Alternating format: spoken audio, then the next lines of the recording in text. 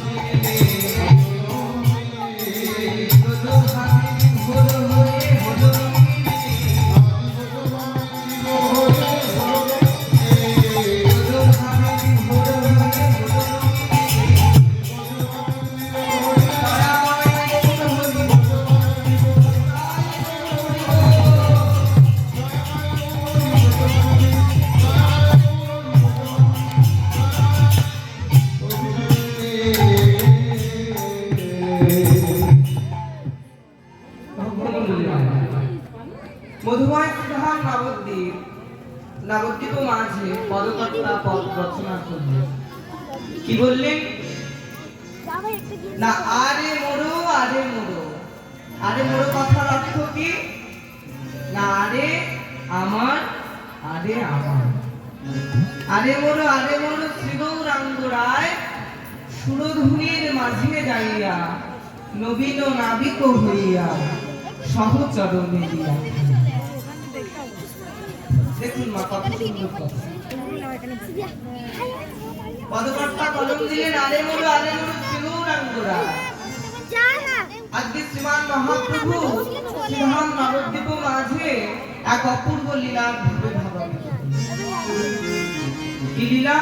পদকর্তা বললেন দেখো দেখো, যে গৌর হরিকে দেখা যায় প্রত্যেক দিন শিবাসঙ্গনে গিয়ে দু বাহু তুলে কীর্তন করে, সেই গৌর হরি আজকে আর কীর্তন করছে।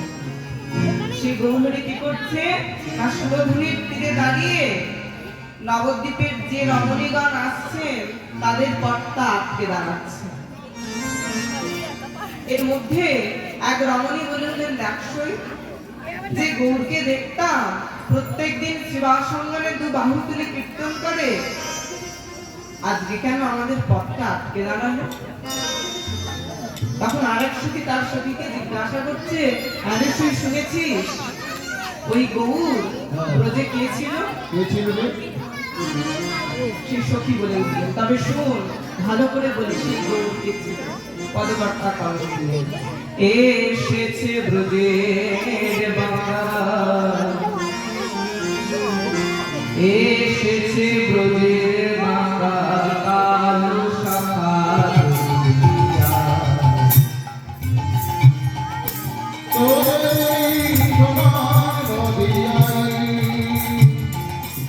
এসেছে ব্রজের বাংলা, এসেছে ব্রজের বাংলা কালো শাখা ধরিয়া।